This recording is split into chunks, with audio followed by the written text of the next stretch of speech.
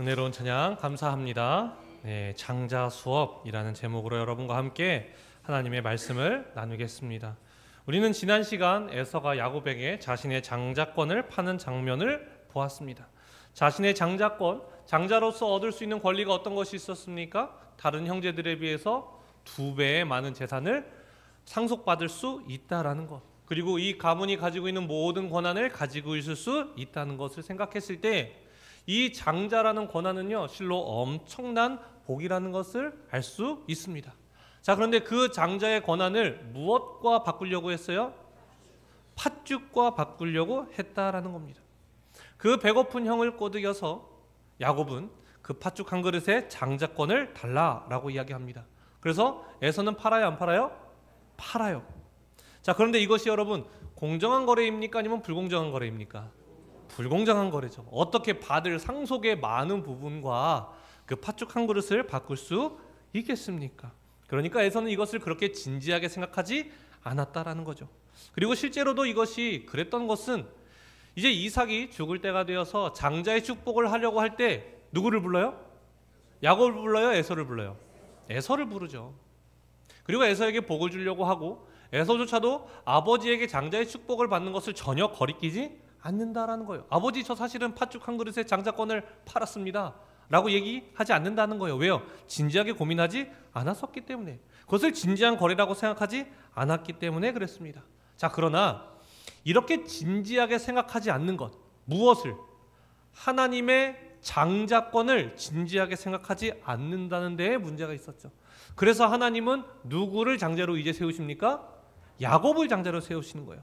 하나님은 그들의 불공정 거래를, 그 야곱의 머리를 쓴 거래를 얘기하시는 것이 아니라 에서의 태도에 대해서 이야기하고 계시다라는 겁니다. 자, 우리 25장 34절 말씀 함께 읽겠습니다. 시작.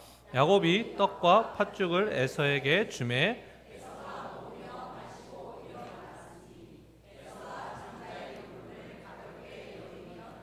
아멘. 하나님께서는 이 명분, 장자의 명분을 가볍게 여기는 것을 도저히 참으실 수가 없어요. 왜냐? 이 장자의 명분은 단순히 재산을 많이 받는다, 적게 받는다의 의미가 아니라 이 장자들을 통해서 무엇을 하고 싶으셨던 거예요? 하나님의 언약을 이루기를 원하셨던 거잖아요. 단순히 하나님께는 이 장자라는 특권이 유산을 많이 받는 것, 이 가문을 이끌어가는 것이 아니라 하나님이 약속하신, 그 하나님께서 아브라함과 맺은 언약을 이 장자들을 통해서 이어가야 하는데, 그래서 그들이 복이 되어서 온 백성들이, 온 민족이 이들을 통하여서 예수 그리스도라는 복을 받아야 하는데 그걸 가벼이 여기고 있던 자에게 그 장자권을 줄 수가 없었다라는 거예요. 그래서 이제 장자는 누가 되는 겁니까? 야곱이 되는 거예요. 이제 하나님께 장자는 야곱입니다. 자, 그렇다면 하나님께서도 야곱을 이제 장자로 세우셨고, 야곱도 아버지께 또한 장자의 축복을 받았고, 에서도 그 팥죽 한 그릇이었지만 장자를 팔았고, 그럼 이제 이 가정에서 누가 장자로 서면 되는 거예요? 야곱이. 자, 그러나 현실은 어떨까요, 여러분? 자, 우리 27장 41절 말씀 함께 읽겠습니다. 시작. 그의 아버지가 야곱에게 축복한 그 축복으로 말미암아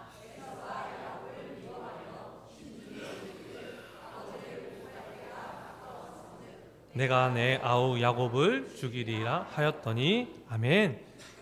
자, 결국에는 이 분노에 찬 에서가 야곱을 죽이려고 합니다.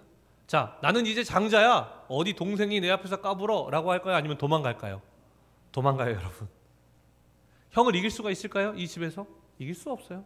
사냥에 능통한 자였고요, 굉장히 남성적인 사람이었기 때문에 그를 막을 방법이 없었고, 그렇기에 그의 아버지와 어머니가 보기에 정말 이 야곱을 죽일 것 같으니까요, 도망가게 합니다. 그런데 여러분, 우리는 여기서 한 가지를 생각해 봐야 돼요. 물론 에서가 하나님께서 너무나 귀하게 여기시는 이 장자의 특권을 귀하게 여기지 않았다는 것, 가벼이 여겼다는 건 우리가 너무나 잘 알고 있어요. 그런데 여러분, 그렇다면 야곱은 정말 그 장자의 명분을 받을 만큼 괜찮은 사람이었을까요? 에서보다 훨씬 나은 사람이었을까요? 아니라는 거예요, 여러분. 여러분, 우리는 야곱이 어떤 사람인지를 봐야 합니다.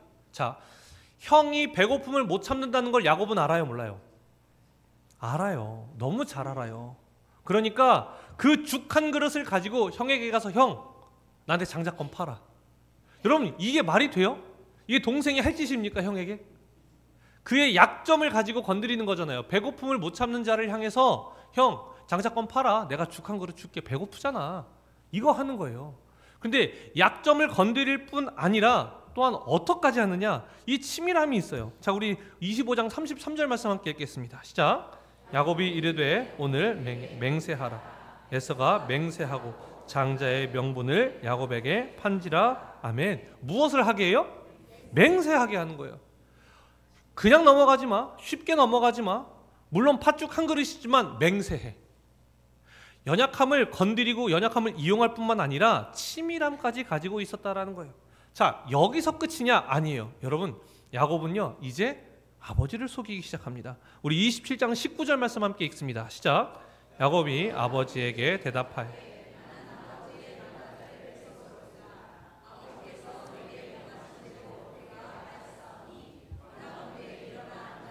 내가 사냥한 고기를 잡수시고 아버지 마음껏 내게 축복하소서. 아멘. 자, 야곱이 이렇게 말합니다. 나는 아버지의 맏아들 에서로 소이다. 아버지 제가 에서입니다 라고 이야기해요. 야곱이 이야기하는 거예요. 그러니까 지금 아버지를 속이려고 하는 거죠. 자, 그런데 여러분, 우리도 알다시피 에서는 뭐가 많았어요? 몸에 털이 많았어요. 근데 본인에게 털이 있어요? 없어요? 없으니까 어떻게 했어요? 털을 가져다가 팔과 목에 두르고 들어가서 아버지가 만질 때 에서인 척을 했다는 거예요. 여러분, 그런 거 아시죠? 범죄를 저질러도 우발적인 범죄와 계획 범죄는 같아요? 달라요? 달라요. 뭐가 형량이 더 높아요? 계획 범죄가. 여러분, 여기는 우발적인 거짓말입니까? 계획적인 거짓말입니까? 계획적인 거짓말이에요. 그러니까 아버지를 아예 속이려고 마음을 먹고 들어간 거예요. 아버지께서 에서에게 마음껏 축복하게 할 테니, 내가 축복해 줄 테니 사냥해서 가지고 와 라고 이야기한 걸 리브가가 듣고 그것을 그대로 전하고, 그러니까 마치 그것을 들은 것처럼 아버지 마음껏 내게 축복하소서, 아까 이야기한 걸 들은 척하는 거예요, 여러분. 그런데 진짜 나쁜 모습은 이제부터 또 나옵니다. 우리 27장 20절 말씀을 함께 읽습니다. 시작. 이삭이 그의 아들에게 이르되 내 아들아, 내가 어떻게 이같이 속히 잡았느냐? 그가 이르되 아버지의 하나님 여호와께서 나로 순조롭게 만나게 하셨음이니이다. 아멘. 아버지를 속이기 위해 누굴 팔아요? 하나님. 신앙생활하면서 제일 나쁜 게 누구 파는 거예요? 하나님 파는 거예요. 하나님 파는 거예요. 제가 재무설계사를 한번 이제 한 10년도 넘었죠. 만나가지고 이제 상담을 받은 적이 있는데 저한테 막 얘기하는 거예요. 나는 11조도 하는 사람이고요. 저는 찬양인도도 하는 사람이고요. 막 설명하니까 마음이 풀어져요, 안 풀어져요? 풀어지죠. 계약해요, 안 해요? 계약하는 거죠. 제가 분명히 대학원을 가야 돼서 3년만 계약한다고 했는데 1년 후에 확인해 보니까 30년을 제가 계약을 했더라고요. 여러분, 하나님 팔면 돼요, 안 돼요? 안 돼요. 하나님 절대 기쁘게 여기지 않으십니다. 여러분, 야곱은 지금 어떤 모습을 계속해서 보이고 있는 거예요? 자, 형의 연약함을 건드리기 시작해요. 그리고 그것을 맹세하게는 치밀함까지 있어요. 그리고 아버지를 속이기 위해 작정하고 들어갔어요. 그리고 거기서 아버지를 속이기 위해서 하나님의 이름까지 팔아먹고 있어요. 하나님께서 말씀하셨던 거, 십계명에서 내 이름을 망령되이 일컫지 말라. 너가 원하는 대로 필요할 때마다 마치 너의 말이 하나님의 말인 것처럼 둔갑시키고 하나님의 말인 것처럼 합리화하고 명분을 삼아서 너가 원하는 것들을 하지 말라는 것이 하나님이 말씀하신 십계명이었는데, 그것조차 어기고 있는 것이 바로 야곱의 모습이었다라는 거예요. 여러분, 야곱이 에서보다 나은 것 같습니까? 차라리 팥죽 한 그릇이 낫지 않아요, 여러분? 그런 생각까지 든다라는 거예요. 결국 이렇게 머리를 쓴 야곱은 어떻게 됩니까? 그의 아버지 집에서 장자 노릇을 합니까? 아니면 도망갑니까? 도망가게 된다라는 거예요. 야곱은 이렇게 생각한 겁니다. 내가 장자의 축복을 받으면 여기서 끝나는 거야. 그럼 난 여기서 내가 장자로서 살아갈 수 있을 거야. 내가 장자의 축복만 받으면 돼. 아버지께 인정만 받으면 돼. 라고 생각했지만 현실은 도망을 가고 있는 모습을 보이고 있는 거예요. 여러분, 우리가 착각하는 것이 무엇인지 아십니까? 우리는 어떤 자리에 가면 된다고 생각을 해요. 그러면 다 그 모든 것이 이루어진다고 생각해요. 좋은 대학에 가면 된다고 생각해요. 너가 가서 뭘 하든 상관없어. 일단 좋은 대학을 가. 너가 좋은 직장에 가. 직장에 가서 어떻게 하든 상관없어. 일단 좋은 직장에 가. 여러분, 요즘 MZ세대라고 하죠. 이 젊은 세대들이 1년 안에 퇴사할 확률이 얼만큼인지 아십니까? 37.5%가 퇴사를 한대요. 3분의 1이 넘는 이 젊은 청년들이 회사를 계속 퇴직하는 거예요. 왜 그럴까요, 여러분? 들어갈 줄은 아는데 들어가서 어떻게 생활해야 되는지는 한 번도 배우지를 못한 거예요. 회사가 어떤 곳인지, 회사의 문화가 어떤지에 대해서는 생각하지 아니하고 그냥 일단 취업하는 것에만 목숨을 매니까, 내가 거기만 들어가면 다 될 것 같으니까 착각을 하고 있는 거예요. 여러분 제가 여러분 아시는 것처럼 고등학교 3학년 때 몸이 너무 아파서 휴학을 했죠. 그리고 이제 다시 복학을 해서 들어갔을 때 이제 건강이 회복이 되고 하나님을 만나고 1년 후에 다시 고3으로 들어가니까요, 동생들이랑 학교 생활을 해야 되잖아요. 그러니까 얼마나 어렵습니까, 동생들이랑.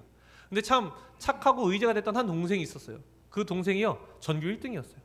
공부도 잘하는데 마음도 예뻤어요.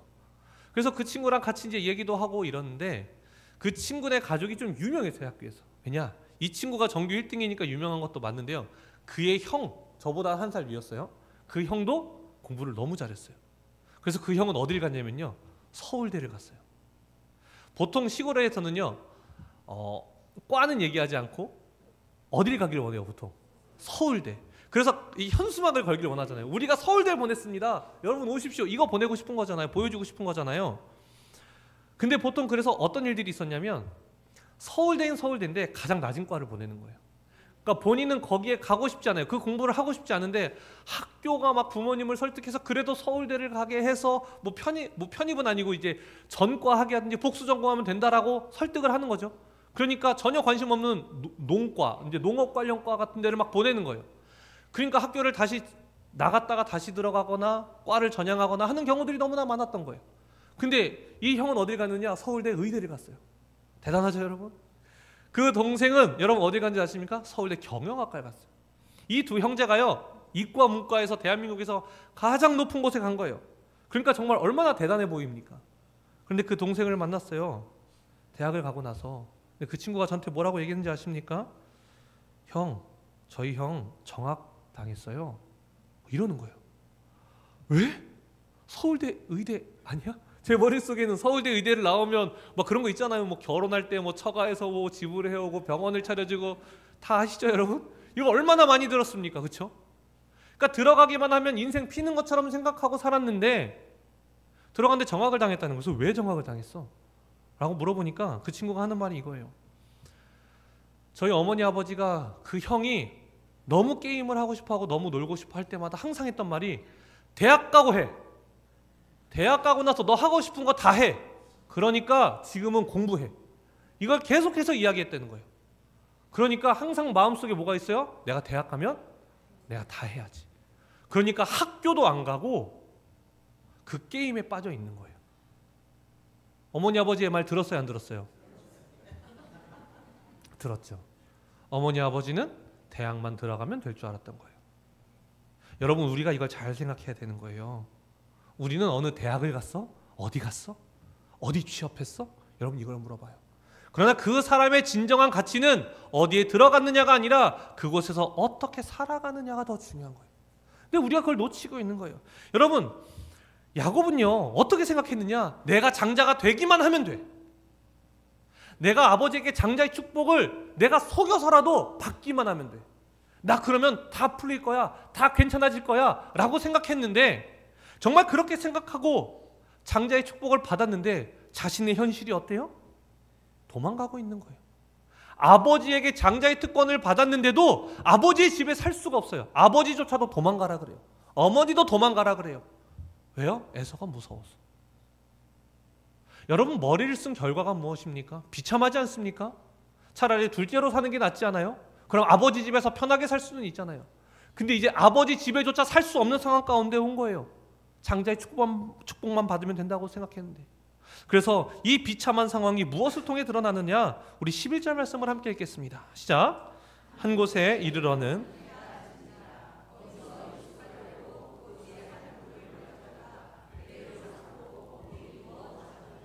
아멘. 너무 지친 거예요. 뒤에서 에서가 언제 따라올지 모르잖아요. 몰래 도망 나오긴 했는데 언제 에서가 따라올지 모르니까 해가 있건 너하리 뜨겁건 그 폭염 속에서도 그냥 계속 걸어가는 거예요. 그러니까 해가 지자마자 골아 떨어지는 거예요. 자, 그런데요, 여러분, 자려고 했는데요, 베개가 있어요, 없어요? 베개가 없죠. 뭘 가져다가 베개로 씁니까? 돌을 가져다. 여러분, 돌로 베개 만들어 보셨어요? 돌침대는 들어봤어도 돌베개 들어보셨어요? 못 들어보셨잖아요. 비참하지 않습니까? 전 군대에서 훈련받는 동안 산속에서 돌 베고 잡은 적은 없는 것 같아요. 아무리 힘들어도 차라리 방탄헬멧을 베고 자면 잤지. 여러분, 이 상황이 얼마나 지금 안타까운 상황인지, 비참한 상황인지가 명확하게 드러나는 거예요. 장자의 명분을 받으면 된다고 생각했는데, 그 죽한 그릇을 통해서 장자의 명분을 팔았고 맹세하면 된다고 생각했는데, 아버지를 속이기 위해서 팔에 털을 두르고 하나님의 이름을 팔아서 장자의 명분만 받으면 된다고 머리를 쓰고 또 썼는데, 그 머리 쓴 결과가 무엇이냐? 돌을 베고 자는, 당장 내일 어떤 일이 일어날지 모르는 그 안타까운 상황 가운데 처해 있다는 거예요. 여러분, 하나님은 이때 찾아오십니다. 하나님은 이 절망 속에 찾아오세요. 그리고 이제는 장자의 축복을 받은 것으로 끝나는 것이 아니라 하나님의 장자로서 어떻게 살아가야 하는지 그 장자 수업이 이제부터 시작되는 거예요. 자, 우리 오늘 본문 12절 말씀 함께 읽겠습니다. 시작. 꿈에 본즉 그 꼭대기가 하늘에 닿았고 또 본즉 하나님의 사자들이 그 위에서 오르락 내리락 하고. 아멘. 그 돌베개를 베고 잠이 들었어요. 그러니까 피곤하니까 잠이 바로 들어버린 거죠. 근데 꿈에 사닥다리가 하나 보이기 시작하는 거예요. 여러분, 사닥다리가 무엇입니까? 사다리 같은 거잖아요, 그렇죠? 근데 그 사닥다리가 어디에 닿아 있어요? 하늘에 닿아 있는 거예요. 지금 야곱이 겪고 있는 상황은 어떤 상황입니까? 절망 가운데 있고요. 한치 앞이 보이지 않는 상황에서 어디가 열려 있어요? 사닥다리로? 하늘이 열려 있는 걸 보는 거예요. 근데 그냥 열려 있는 것이 아니라 누가 왔다 갔다 해요? 하나님의 사자들, 하나님의 천사들이 왔다 갔다 하는 것을 보는 거예요. 아, 내가 지금 완전히 갇혔고 어디로 갈지도 모르는 상황 가운데 있다고 생각했는데 사닥다리가 하늘로 연결되어 있고 오르락 내리락 하는 것을 보면서 희망이 생기기 시작하는 거예요. 나도 뭔가 하늘의 문이 열리는 것인가? 그러면서 하늘로부터 소리가 들리기 시작합니다. 우리 13절 말씀 함께 읽겠습니다. 시작.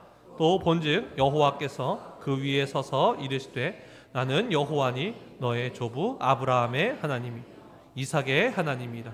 내가 누워있는 땅을 내가 너와 내 자손에게 주리니. 아멘. 자, 무엇을 주시겠다고 이야기하세요?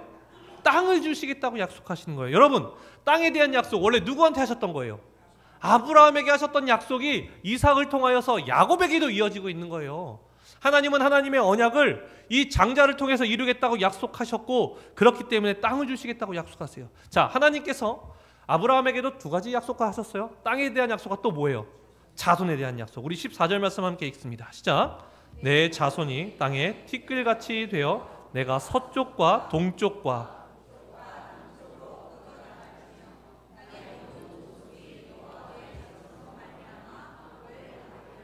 아멘. 자, 무엇도 주신다고 말씀하세요? 자손도 준다고 말씀하시는 거예요. 자손과 그 자손이 살 수 있는 땅을 주신다고 말씀하시고요. 그래서 마지막에 이렇게 마시죠. 땅의 모든 족속이 너와 내 자손으로 말미암아 복을 받으리라. 하나님께서 아브라함에게 너는 복이 될지라라고 이야기하시죠. 그 복, 그 언약을요 동일하게 이어가시는 것을 볼 수 있는 거예요. 아브라함을 통해서, 그리고 이삭을 통해서, 그리고 야곱을 통해서 계속 이어가시는 거예요. 절망 가운데 있었는데 하나님의 한 줄기 빛이 보이죠. 자, 그러니까 이제 야곱이 어떻게 반응합니까? 우리 16절 말씀을 함께 읽겠습니다. 시작. 야곱이 잠이 깨어 이르되 여호와께서 과연 여기 계시거늘 내가 알지 못하였도다. 아멘. 자, 이제 야곱이 누구를 인지하기 시작한 거예요? 하나님을 인지하기 시작한 거예요. 그런데요, 여기서요 이 표현이요 그냥 단순히 이제 야곱이 하나님을 만났구나, 하나님을 깨달았구나, 이걸로 끝나는 게 아니에요. 왜냐? 이 표현을 잘 보셔야 돼요. 여호와께서 과연 여기 계시거늘 내가 알지 못하였도다. 여러분, 이 말이 무슨 말인지 아십니까? 여러분, 당시 고대 근동에 있던 사람들의 머릿속에는요 신들이 어떻게 존재한다고 생각했냐? 이 땅에는 이 땅을 주관하는 신이 있다고 생각해요. 저 땅에는 저 땅을 주관하는 신이 있다고 생각해요. 그러니까 아버지 밑에 살 때는요 아버지가 믿고 있는 신을 따르면서 살아가는 거예요. 그렇게 살아가는 거예요. 그러면 땅을 옮겼으면 이제 어떤 신한테 빌어야 되는 거예요? 그 땅의 사람들이 믿고 있는 신을 따르면서 살아가야 된다고요. 그런데 하나님께서 13절에 뭐라고 하셨냐면요, 나는 여호와니 너의 조부 아브라함의 하나님이요 이삭의 하나님이라. 아브라함과 이삭이 가나안 땅에 살았었지. 근데 너 지금 가나안 땅을 벗어나서 여기서 그냥 가고 있잖아. 근데 내가 이 땅에서도 내가 하나님이야. 충격에 빠지는 거예요. 그러면 내가 믿는 하나님, 우리 할아버지와 우리 아버지가 믿었던 그 하나님은 이 지역 안에 있는 신이 아니라 이 지역을 뛰어넘는 온 땅의 주인 되시는 하나님이구나. 그 표현이 이거예요. 여호와께서 과연 여기 계시거늘 어떻게 여기도 계시지? 내가 알지 못하였나이다. 다른 신들과 같은 신들이 아니구나라는 것을 이제 깨닫기 시작하는 거예요. 자, 그러니까 어떤 고백이 나옵니까? 우리 28장 22절 말씀 함께 읽겠습니다. 시작. 내가 기둥으로 세운 이 돌이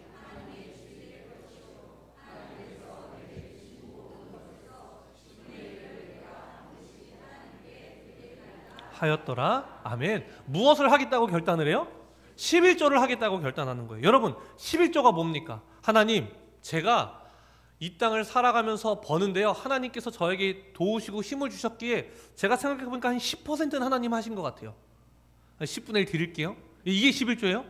아니에요. 11조는요, 나의 삶 전부가 하나님의 은혜이고 내가 이곳에서 살아가고 숨쉬고 먹고 마실 수 있는 모든 환경과 나의 존재 자체가 하나님의 은혜이기 때문에 모든 것이 하나님의 은혜임을 고백하는 것이 10분의 1이라고.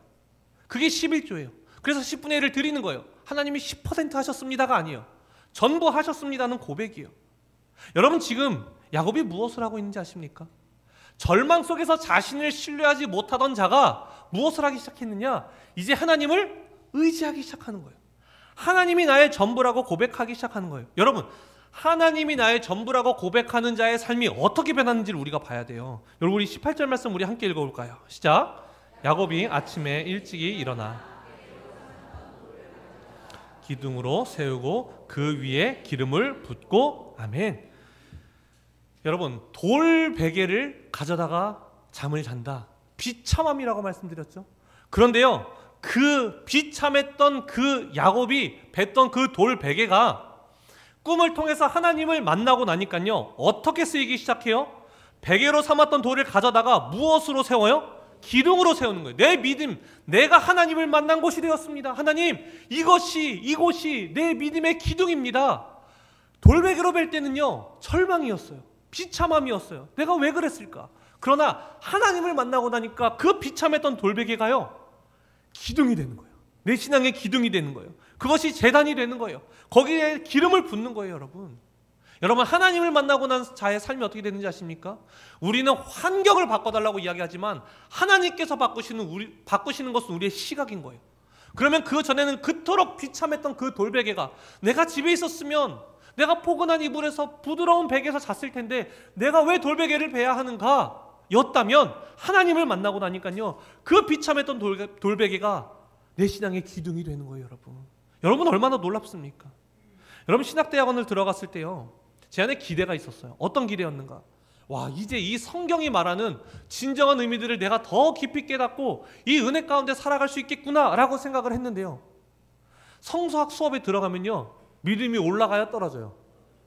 거의 바닥을 쳐요, 여러분.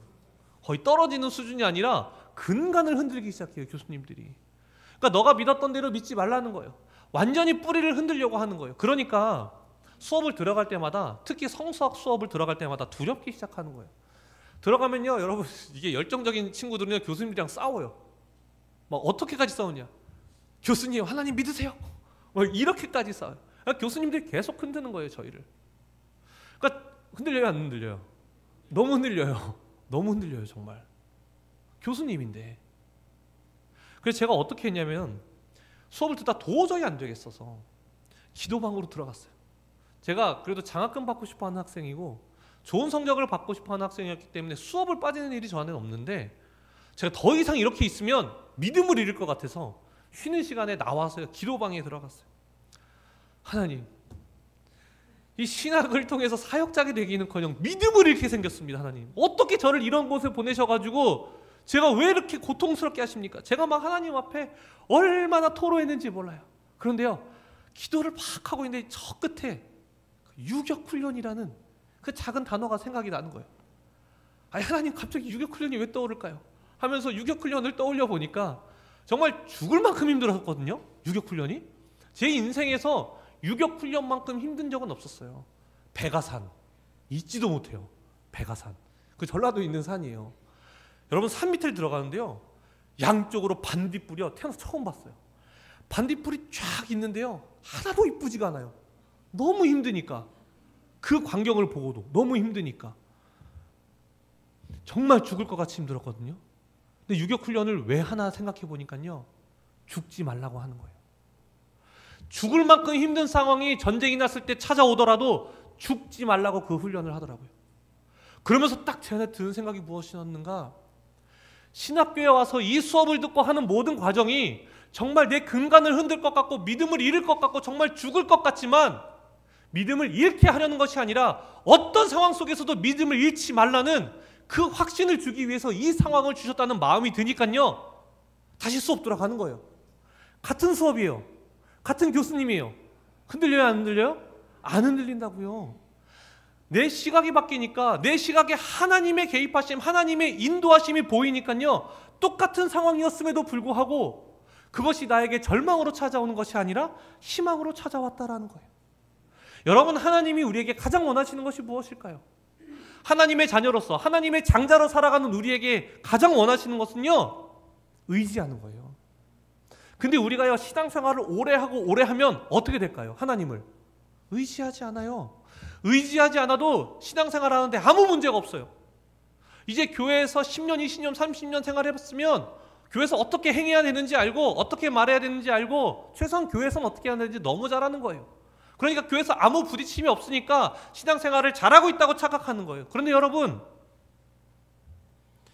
여러분의 신앙의 연수가 여러분의 신앙의 실력에 항상 비례하는 것은 아닙니다.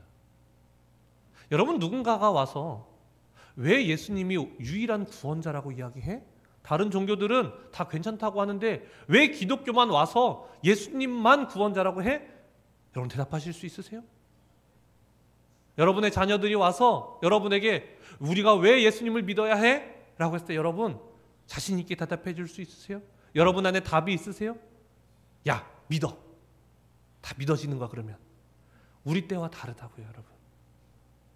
우리 때와 달라요. 여러분, 우리가 신앙생활을 오래 했다고 이야기하지만, 우리가 20년, 30년을 이 교회에서 함께 지내고 살아왔지만 왜 저 사람 한번 용서하는 것이 그렇게 힘들까? 왜 저 사람에게 들었던 10년 전, 20년 전, 30년 전의 말이 아직도 내 마음에 남아서 내가 저 사람 용서하지 못할까? 여러분, 30년 신앙생활을 했으면 그 사람 용서할 수 있는 거 아닙니까? 여러분, 우리가 하나님을 온전히 의지해야 한다고 이야기 드렸는데요, 하나님을 의지하기 위해서 하나가 필요하다면 여러분을 붙잡지 않아야 돼요. 여러분을 붙잡지 않으려면 어떻게 해야 되는지 아십니까? 절망해야 돼요. 여러분의 삶이 절망으로 나락으로 떨어져야 된다는 것이 아니라 하나님 앞에서 내가 얼마나 연약한 죄인지 그걸 깨달으면 절망할 수밖에 없는 거예요. 여러분, 야곱 보세요. 자신의 머리로 하면 될 줄 알았다니까요. 근데 안 되잖아요. 도망가고 있잖아요. 여러분, 베드로 보세요.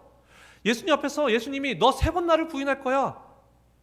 예수님, 저는요 다른 제자들은 다 도망가도요 전 절대 안 도망가요. 예수님 잡혀가자마자 어떻게 합니까? 도망갈 수는 없고 멀리서 따라가면서 보고 있는 거예요. 지켜보고 있는 거예요. 보일락말락 하는 곳에서. 예수님 정말 어떻게 되시나? 근데 예수님이 보는 앞에서 3번을 부인하잖아요. 3번 부인하고 예수님과 눈이 마주치죠. 그때 떠나가는 거예요. 절망하는 거예요. 내가 고백했던 것 아무 힘이 없구나. 내가 이렇게 연약한 사람이구나. 근데 예수님 다시 찾아오시죠. 베드로에게 찾아오시죠. 물어보시죠. 너 나를 사랑하느냐? 너 나 이 사람들보다 더 사랑하느냐? 그때 베드로가 어떻게 고백해요? 내가 주님을 사랑하는 줄 누가 알아요? 주님께서 아십니다. 그 전에는요 절대 주님을 떠날 리 없습니다. 자신을 고백했던 자가 이제 내가 사랑하는 것조차 내가 확신할 수가 없는 거예요. 그게 절망을 경험한 사람들이에요. 그 자는요 하나님을 온전히 의지하게 돼요. 우리가 해야 하는 건 무엇인지 아십니까? 절망해야 됩니다. 내가 하나님 앞에서 이 말씀 하나 지켜가고 살아가는 것이 얼마나 되지 않는 이 완악한 자인지를 깨닫고 절망하셔야 돼요. 여러분, 아브라함도 그랬죠. 베드로도 그랬고 아브라함도 그랬어요. 아브라함 어떻습니까? 아버지께서 보여주실 그 땅, 고향과 친척과 아버지 집을 떠나서 그 땅으로 가라고 하셨잖아요. 그러니까 내가 그 땅에 가니까 내가 뭘 한 것 같아. 내가 하나님을 따라간 것 같아. 내가 순종한 것 같아. 이끄심이 보이는 것이 아니라 순종했던 내가 보이기 시작하니까 내 결단을 믿어서 기근이 오니까 애굽으로 내려가죠. 애굽으로 내려가는데 아내가 너무 예쁘면 남편을 죽인대요. 그러니까 아내를 누이로 둔갑시켜서 바로의 첩으로 내어주는 거예요. 말도 안 되는 짓거리를 하는 거예요. 왜요? 내 결단력을 믿었으니까. 그래서 내 결단력으로 내가 살아있다고 생각했는데 하나님이 그대로 사라를 돌려보내시죠. 아브라함 어디로 갑니까? 여러분, 아브라함 다시 어디로 가요? 우리 창세기 13장 3절로 4절의 말씀 우리 함께 읽겠습니다. 시작. 그가 네게부에서부터 길을 떠나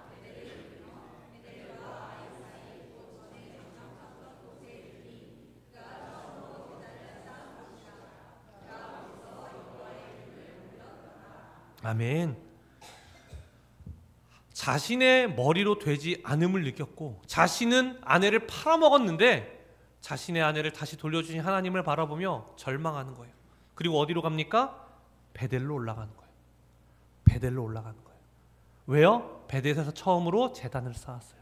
그 제단의 의미는 무엇이냐? 하나님, 제가 이곳에 온 거 오직 하나님의 인도하심입니다. 온전히 하나님의 이끄심을 의지했던 그때로 다시 돌아가기 위해서 베델로 돌아가는 거예요. 여러분, 야곱이 지금 여기 어딘지 아십니까? 우리 오늘 본문 18절과 19절 말씀 함께 읽겠습니다. 시작. 야곱이 아침에 일찍이 일어나 베개로 삼았던 돌을 가져다가 기둥으로 세우고 그 위에 기름을 붓고 그곳 이름을 베델이라 하였더라. 이 성의 옛 이름은 루스더라. 아멘. 여러분, 여기가 어디예요? 베델이에요. 베델. 여러분, 베델이에요. 우리 교회 무슨 이름이에요? 베델이에요. 루스더가 아니라 베델이에요. 베델. 여러분, 하나님은 우리 베델에서 어떤 일이 일어나길 바라실까요? 절망하길 바라시는 거예요. 그래서 나를 붙잡을 수 없음을 고백하길 바라시는 거예요. 그리고 온전히 누구를 바라보길 원하세요? 하나님을 바라보고 붙잡길 원하시는 거예요. 그것이 어디에서 일어나야 돼요? 베델에서 일어나야 돼요. 우리 베델 교회에서 일어나야 되는 거예요. 절망해야 돼요. 여러분, 하나님 앞에서 나의 연약함과 부족함을. 그때 비로소 하나님을 붙잡을 수 있다는 것을 여러분 기억하셔야 됩니다. 여러분, 하나님은요 우리에게 원하시는 것이 마치 한국 사람들 얼마나 열심히 일합니까? 그러니까 우리는 이렇게 생각해요. 그래, 하나님이 주시겠다고 하시는 그 자녀를 위해서 출산율을 높이고 하나님께서 거하게 하신 그 땅에서 열심히 돈을 벌어서 땅을 사면서 살아야지. 우리는 이렇게 생각해요. 여러분, 하나님이 그 장자된 야곱을 다루어가는 첫 번째 의지하게 하시지 않습니까? 그래서 꿈에서 마지막에 하신 말이 있어요. 이것이 더 중요해요. 여러분, 우리 마지막으로 우리 15절 말씀 함께 읽겠습니다. 시작. 내가 너와 함께 있어 내가 어디로 가든지 너를 지키며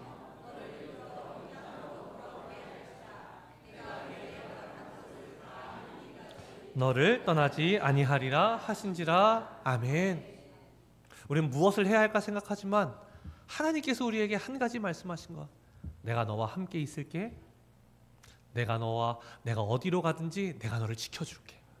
그리고 내가 너를 이끌어 갈 거야. 이 땅으로 돌아올 때까지 내가 이끌어 갈 거야. 그리고 허락한 모든 것을 이루기까지 너를 떠나지 아니할 거야. 뭐예요? 동행하겠다는 거예요. 의지하라는 거예요. 괜찮다는 거예요. 그 연약함 가지고 나와 함께 동행하면 하나님의 역사는 이루어지는 거예요. 왜 하나님의 역사가 이 땅 가운데서 이루어지지 않는가? 의지하지 않기 때문에. 왜 의지하지 않는가? 나라는 존재가 그럴싸해 보이고 절망 가운데 있지 않기 때문에. 여러분, 우리의 연약함을 절망하며 하나님 앞에 나아가시길 바랍니다. 그때 하나님을 온전히 붙잡을 수 있는 것이고 그 하나님을 온전히 붙잡는 삶으로 말미암아 하나님의 언약이 이루어짐을 고백하는 우리 베델이 되기를 간절히 소망합니다. 기도하겠습니다. 사랑의 주님, 우리의 삶이 너무 그럴싸했습니다.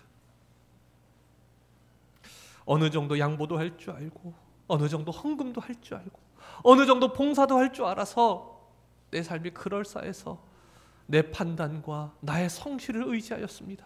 주님, 우리 안에 있는 완악함을 깨달음으로 말미암아 하나님 앞에 절망하고 절망을 통하여서 온전히 우리와 함께 하신다 말씀하시는 하나님을 의지하는 자들 되게 하여 주시옵소서.